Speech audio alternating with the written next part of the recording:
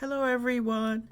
Today's video is called Limousine Serpentine, and I'm going to talk to you about one of my former coworkers, and she was just not a good match for the job, and we were just constantly, everything was wrong, and she was just a horrid worker. And she saw that it wasn't working out, and she was looking for another job. So she found a place at a limousine company just a few miles away from the office, right on the highway. And she was there a few days, and she called me from there, and she said, I don't like it. I don't think it's going to work out. So I said, okay, well, I don't know what's going on over there. And she said, well, it's just not working. And then by the end of the week, it was literally Friday, and she walked right back into our office. So she quit, and then she came back.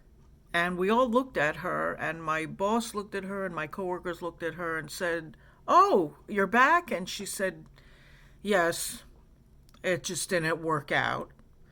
Which I didn't know you can quit a job and basically walk back in to your old job. So, anyway, my boss is very soft hearted, so he took her back.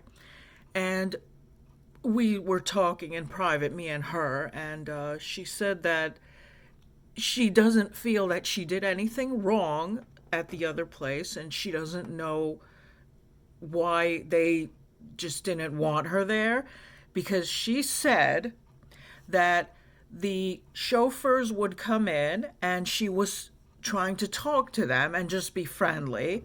And the dispatcher said to her, "You really cannot talk to the chauffeurs because they have jobs to do." So the dispatcher gets the orders ready and has to send them out on the road. And she said, "We just cannot have you talking to them," because she was a very social person. And then customers would call in and ask for the prices of limousines. And she said, "I had a card with all the prices and styles of cars." And she said, "I was just telling them what the prices were." So she said that the dispatcher heard her and said, "You're not supposed to do that." So she would say, someone would call, "How much is your limousine service?" And she would say, Rolls Royce Excalibur, $350 an hour, plus taxes and tolls and fees. Then they'd say, "What about the other cars?" And she'll say, "Lincoln Town Car, regular limousine, $99 an hour, plus taxes and tolls and fees and gas." And they would hang up. So the dispatcher got mad at her and said, "You're not supposed to do that. You're supposed to get the information down. Is this business or pleasure? How many passengers? How far are we going?